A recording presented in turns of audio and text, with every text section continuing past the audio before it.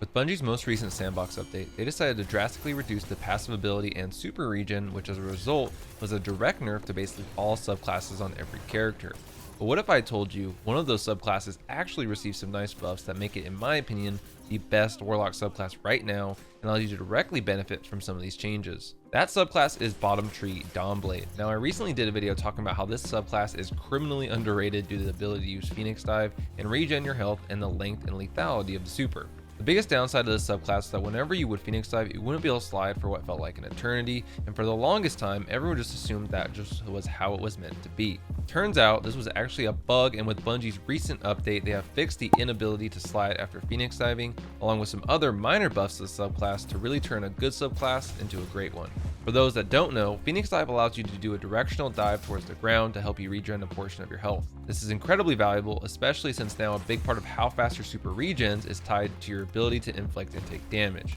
With Phoenix Dive, we have an ability that allows us to quickly regen a good portion of our health at will, which means we can take more damage overall since we know we can quickly get that health back. Then add in how you can Phoenix Dive while inside your own healing rift, and you're talking crazy health regen that undoubtedly catches your enemy off guard. If that wasn't already crazy enough, Phoenix Dive offers even more benefits when in super than I even previously realized. So not only while in super does Phoenix Dive help you regen your health, but it also helps you regen super energy as well. It also seems to generate more super energy based on how hurt you are when Phoenix Diving to regenerate your super. In this clip, pay attention to the super bar and watch not only once, but twice I'm able to significantly increase the duration of my super while simultaneously getting my health back. That's the other thing I'll also mention about this ability, is that Phoenix Dive has a very short cooldown, like less than 2 seconds, meaning whether you're in super or out, you can be constantly using this ability to regen your health without worrying how long it will be till you can use it again. The other thing I'll mention is Bungie also buffed Everlasting Flame on this subclass, which is when you do any kind of burn damage to an enemy, then kill them, that they explode. Well, now they have made it to where your enemies will more reliably chain explosions when you get the initial kill, which is especially great when in super and you get multiple chains with one sword kill.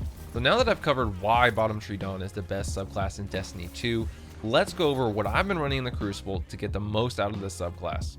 Getting into my loadout and build that I've been running with this subclass, and we're going to start with our mods and then we'll jump into some stats. So starting with our mods, as you guys have seen in previous videos, whatever weapons I'm maining, I try to use mods that are going to improve the consistency of those weapons. So I'm running IS Luna, or I'll switch between, Fatebringer or Thorn or even Ace of Spades depending on how I'm feeling, with a Sojourner's Tale, so a Slug Shoddy. This one's actually a god roll and absolutely love it. But using mods that will improve the effectiveness of these weapons. So you see here I have a shotgun targeting and hand cannon targeting mod on my Ophidian Aspect, which is the exotic I'm going to use, and we'll talk more about this in a second. I'm using double shotgun dexterity because I'm just triple downing on the handling. It's probably overkill, but hey, faster it pulls out my shotgun, the better. Getting into my chest, you can see here same kind of trend: unflinching hand cannon aim, unflinching shotgun aim, and then when we get down to our boots, I have shotgun scavenger, give me a little extra shoddy ammo. I prefer either that or shotgun holster, and then of course radiant light to give me plus 20 strength, really help round out our abilities. And again, we'll talk about stats in a second. And then from here for our bond, I have quick charge, and this is recently buffed. Bungie didn't say anything about it in the TWAB, but it was recently buffed, so I believe it gives plus 25 handling to your shotguns, fusion rifles, submachine guns, and swords. And so again, combine that with Ophidians and shotgun dexterity, and your shotgun's gonna be pulling out very, very quickly. And so as you can see here, I am using Ophidian Aspect because I prefer to have that quicker handling and response time across all my weapons. A lot of the mods you're seeing in terms of the dexterity and quick charge are only going to impact my shotgun, but I like that snappy responsive feeling for when I ADS and I switch to be across all of my weapons, and so that's why I really like Ophidian Aspect. But with quick charge becoming a thing and becoming a lot more useful than it was in the past with the plus 25 handling to your shotgun, I think transversive steps are a lot more viable than they were before. Not that they ever weren't viable, but it just felt like they had a lot more of a downside because some of the shotguns would just handle so poorly. So now you can run transversive steps with quick charge and get the speed and mobility of transversive steps, along with the ability to automatically reload your weapon that is currently out. You can see quick charge and transversive steps being a nice complement to each other, because transversives now you can get that mobility like I mentioned and have that quicker handling that before you only really kind of got from Ophidians. But with that said, I'm still running Ophidians because I just love that snappiness and consistency of feel across all my weapons. I don't like when my shotgun is the only weapon that's feeling super snappy, and then I go to my hand cannon and it feels different and slow. It just really throws off my entire game. If you're looking for more Destiny players to link up with, consider joining our Discord with the link down below, so you can link up with like-minded Destiny players to see cool builds, awesome rolls, and show off your Destiny fashion.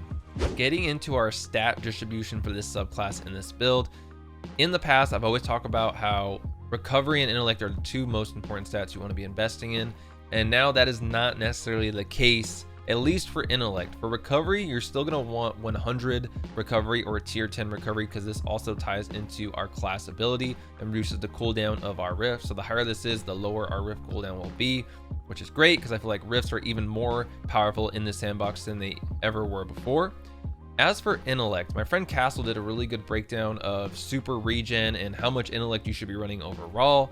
But long story short, for tier 2 supers, this is a pretty good amount of intellect to be running, because investing in any more than this, you really see a huge amount of diminishing returns in terms of it actually being worth investing that much stats into intellect, especially since now taking damage and doing damage are really the best ways to get your super as quickly as possible. So that's where I landed on tier 6 for this, and then that's allowed me to move those stats that I used to have here in intellect. So I used to have tier 8 and divert those into discipline and strength. So you see here with discipline, I'm now landing at tier 6, which gives me my solar grenade at 105, which is really close to what I had at pre ability changes in the previous sandbox, so I'm pretty happy with that. And if you decide to run firebolt, it'll be even lower at 40. I still recommend solar because they're just a lot more effective than firebolts, even though you get firebolts way more frequently.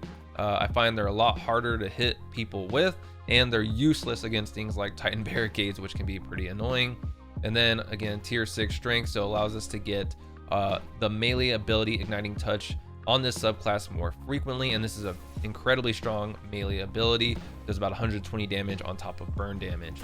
And then from there, I'm also running tier 6 resilience. This allows me to keep from getting easily killed by things like Thorn, survive a couple ticks of chaos reach, and I feel like it allows me to really come on top in some of those closer shotgun battles where you survive with that sliver of health.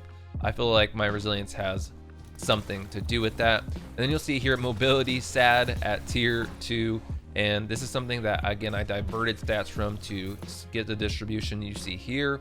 I used to run this at tier 4, but again I just found it was costing me too much for what it was actually getting me, and it was better spent in things like discipline and strength and resilience. But if you're running transversive steps like we talked about earlier, you'll care even less about this stat. But for me, even running Ophidian, not really concerned about mobility because I'd rather invest in these other stats you see here. As you can see, there is more reason than ever before to run this subclass between the improved mobility after using Phoenix Dive, the long-lasting super, and improved chaining of everlasting fire. If you enjoyed this video, consider checking out my video showcasing how good the Lunafaction boots can be at the top, or see why I've been loving the return of the Matador at the bottom.